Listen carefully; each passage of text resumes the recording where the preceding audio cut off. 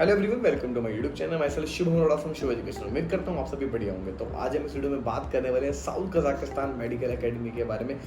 तो आज इस वीडियो में उसी के बारे में बात करेंगे, डिटेल में जानेंगे यहाँ के हॉस्टल्स के बारे में, हॉस्पिटल्स के बारे में, फैकल्टी के बारे में, एनएमसी गाइडलाइंस के बारे में, एस्टेब्लिशमेंट के बारे में और सिटी के बारे में। तो सारी बातें इस वीडियो में कवर करने वाले हैं। तो मेक श्योर आप इस वीडियो को एंड तक जरूर देखें। चैनल पे नहीं हो तो चैनल को सब्सक्राइब कर लेना, जितने भी अपडेट होंगे आपको वो मिलते रहेंगे।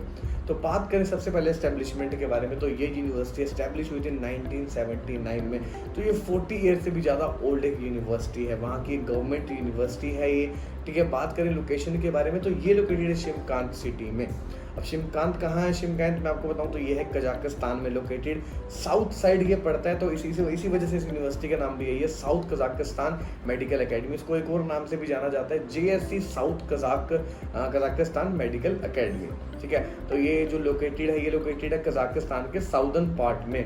तो अगर ट्रैवलिंग के बारे में बात करें तो सबसे पहले आपको फ्लाइट लेनी पड़ती है दिल्ली से अलमाटी तक की। एयर अस्ताना जो फ्लाइट्स हैं वो जाती रहती हैं। एयर अस्ताना की वेबसाइट पे जाके आपको वहाँ पे टिकट भी देख सकते हैं, क्या रेट चल रही है। अराउंड वो मान के चलें 30,000 25,000 कभी ये वेरी करती रहती है। तो इस तरह से फ्लाइट चलती है। तो दिल्ली से जब आप जाएंगे एयर अस्ताना में अलमाटी तक, अलमाटी से आपको फिर एक फ्लाइट लेनी पड़ेगी शिमकांत सिटी तक की। आप सोच रहे होंगे कि बार बार फ्लाइट चेंज करनी पड़े तो खर्चा बढ़ जाएगा। देखो, आपको साल में एक ही बार जाना होता है। तो अलमाटी जाने के बाद आपको 2 घंटे की फ्लाइट रहती है शिमकांत तक की। तो आप वो साल में अगर एक ही बार जाना है तो वो अफोर्ड की जा सकती है। और मैं बात करूँ शिमकांत सिटी की, काफ़ी ज़्यादा प्यारी सिटी है ये। यहाँ पे बहुत, यहाँ पे जो हब है, इसको हब कहा जाता है, जहाँ पे सारा एक्सपोर्ट इंपोर्ट का काम होता है। और इसके अलावा अगर मैं बॉर्डर्स के बारे में बात करूँ तो उज्बेकिस्तान बहुत पास पड़ता है यहाँ से। सिर्फ 2 घंटे की ट्रैवलिंग है और आप उज्बेकिस्तान के ताशकंद सिटी में पहुँच सकते हैं। ई वीज़ा होता है, जस्ट 250 से 300 रुपये वहाँ पे फीस रहती है और उसके बाद आप उज्बेकिस्तान वहाँ पे पहुँच सकते हैं।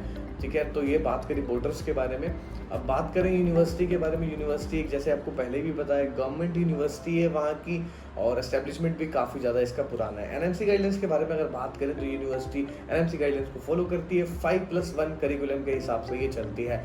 5 ईयर्स का आपके यहाँ पे जो लेक्चर्स रहेंगे, ठीक है, एकेडमिक्स रहेगी, उसके बाद 1 साल की आपकी इंटर्नशिप रहेगी। तो टोटल जो कोर्स ड्यूरेशन है वो आपके 6 साल की रहने वाली है। और जो फैकल्टी है वो इंग्लिश मीडियम में आपको पढ़ाने वाली है। ठीक है, एक और एनएमसी का जो नॉर्म्स है, इंग्लिश मीडियम में आपकी होनी चाहिए पढ़ाई। तो ये यूनिवर्सिटी इंग्लिश मीडियम में आपको पढ़ाई कराने वाली है। और जो यहाँ की फैकल्टी है वो इंग्लिश मीडियम में आपको पढ़ाने वाली है। और जो वहाँ के टीचर्स हैं, जो फैकल्टी है, एक और बात बता दूँ, वो इंडियन टीचर्स हैं, इंडिया से ले जाए हुए वहाँ पे टीचर्स हैं जो आपको पढ़ाने वाले हैं। ठीक है, आपको हम ब्रोशर सेंड करेंगे, आप नीचे जो नंबर पर व्हाट्सएप कर सकते हैं और आप उसमें देख पाएंगे कि वहाँ पे जो फैकल्टी मेंबर्स है वो इंडियन है। ठीक है, जो हमारे इंडियन टीचर्स हैं जिन्होंने टॉयफल क्रैक कर रखा है, आइल्स क्रैक कर रखा है, उसके बाद वो जाके वहाँ पे पढ़ा रहे हैं। तो आप सोच सकते हैं इंग्लिश मीडियम में वो आपको पढ़ाने वाले हैं। साथ साथ आपको कुछ नहीं समझ आएगा तो वो हिंदी में भी एक्सप्लेन अच्छे से कर देंगे। तो आपको बहुत ज़्यादा बेनिफिट मिलने वाला है।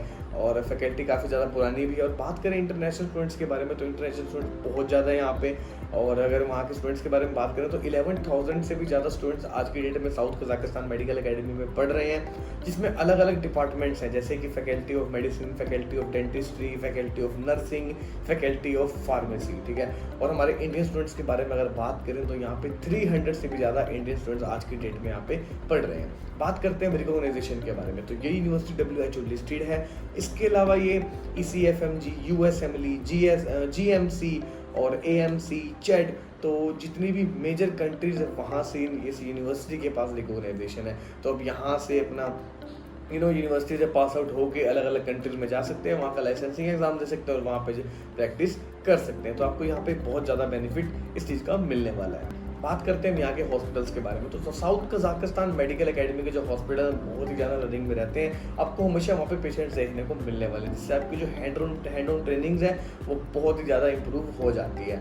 और जितने भी हॉस्पिटल्स हैं अलग अलग शिमकांत सिटी के, इस यूनिवर्सिटी का वहाँ पे एफिलिएशन है। तो आप अलग अलग हॉस्पिटल में जाके वहाँ पे रोटेशनशिप करके आप बहुत ज़्यादा वहाँ पे सीख पाएंगे, जैसे आपकी क्लिनिकल रोटेशन और हैंड ऑन ट्रेनिंग अब बहुत ही ज़्यादा इंप्रूव हो जाएगी। ठीक है, अब बात करते हैं यहाँ के हॉस्टल्स के बारे में। तो ये यूनिवर्सिटी के पास अपने हॉस्टल्स हैं, ठीक है, जिसमें आपको सारी चीज़ें प्रोवाइड की जाएंगी, जैसे बेडिंग हो गई, इसके अलावा आपको यहाँ पे कबर्ड मिलेगा, टेबल्स हो गई, चेयर्स हो गई, और सेंट्रलाइज हीटिंग भी यहाँ पे प्रोवाइड की जाती है। थोड़ी शिमकांत में ठंड पड़ जाती है, -10 डिग्री तक भी कभी कभी चला जाता है टेम्परेचर। तो यहाँ पे आपको सारी चीज़ें प्रोवाइड की जाने वाली हैं। आपको हीटर प्रोवाइड किया जाएगा, सेंट्रलाइज हीटिंग प्रोवाइड की जाएगी। तो सब कुछ यहाँ पे अवेलेबल है। 2 to 4 सीटर यहाँ पे रूम है, एज पर आपकी चॉइस आपको रूम वहाँ पे ले सकते हैं, ठीक है। और बात करें इंडियन मेस के बारे में, तो जी हाँ, इंडियन मेस वहाँ पे अवेलेबल रहने वाली है। आपको खाने को लेकर कोई भी दिक्कत नहीं आने वाली। और गर्ल्स की सेफ्टी के बारे में बात करें तो कंट्री बहुत ज़्यादा सेफ है। गर्ल्स के बारे में बात करें, ठीक है, तो 24/7 गर्ल्स हॉस्टल में यहाँ पे CCTV कैमरास मिलेंगे, जिससे सिक्योरिटी के लेकर कोई दिक्कत नहीं आती। सिक्योरिटी गार्ड्स अवेलेबल रहते हैं, तो सिक्योरिटी के लेकर कोई कंसर्न नहीं है उन पेरेंट्स के बीच जो स्पेशली सोचते हैं हमारे गर्ल कैंडिडेट्स के लिए, ठीक है। तो सिक्योरिटी को लेकर यहाँ पे आपको कोई भी कंसर्न देखने को नहीं मिलने वाला है। अब बात करते हैं एलिजिबिलिटी क्राइटेरिया के बारे में। यूनिवर्सिटी में एडमिशन लेने के लिए तो सबसे पहले आपके पास फिजिक्स, केमिस्ट्री, बायोलॉजी होनी चाहिए। उसमें आपको 50% मार्क्स कम से कम आपके पास यहाँ पे होने चाहिए। अगर ये चीज़ें हैं आपके पास, साथ में आपका नीट है वो क्वालिफाई होना चाहिए, ठीक है। नीट क्वालिफाइड है और PCB में 50% है, तो आप एलिजिबल है इस यूनिवर्सिटी में एडमिशन लेने के लिए। और आपको करना क्या होगा एडमिशन लेने के लिए, आपको हमें अपने डॉक्यूमेंट्स भेजने होंगे। आपकी जो सॉफ्ट कॉपीज होती हैं डॉक्यूमेंट्स की, जैसे कि आपकी 10th की मार्कशीट हो गई, ठीक है, और 12th की मार्कशीट हो गई, इसके बाद नीट का स्कोर कार्ड हो गया आपका, और आधार कार्ड हो गया, और पासपोर्ट की जो कॉपी होती है वो आपको फोटो खींचे आपको हमें भेजनी होगी, जिसमें हम आपका एडमिशन लेटर के लिए अप्लाई करेंगे, ठीक है। उसके बाद आपका यहाँ पे इनविटेशन लेटर आएगा, फिर आप वीज़ा आएगा आपका, फिर अप्लाई करेंगे साउथ कजाकिस्तान मेडिकल एकेडमी के लिए। सारा प्रोसेस हम करके देंगे, हम इस यूनिवर्सिटी के पार्टनर्स हैं, ठीक है।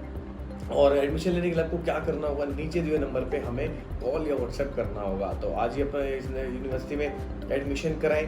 करने के लिए क्या करना होगा, आपको नीचे दिए नंबर पे हमें कॉल या व्हाट्सएप करना होगा। आपको हम कंप्लीट फीस स्ट्रक्चर सेंड करेंगे, ठीक है। उसके बाद अपना डिसीजन आप यहाँ पे ले सकते हैं। तो ये बात कर ली हमने इस वीडियो में साउथ कजाकिस्तान मेडिकल एकेडमी के बारे में। कंप्लीट फिक्स्ड फीस स्ट्रक्चर चाहिए तो मैं आपको फिर से बता दूँ, नीचे दिए नंबर पर हमें व्हाट्सएप कर सकते हैं, आपको फीस स्ट्रक्चर यहाँ पे मिल जाएगा, ठीक है। बात कर ली इस वीडियो में साउथ कजाकिस्तान मेडिकल एकेडमी के बारे में। जल्दी मिलते हैं नेक्स्ट वीडियो के साथ। चैनल अपने चैनल को सब्सक्राइब कर देना। Till then good bye, take care.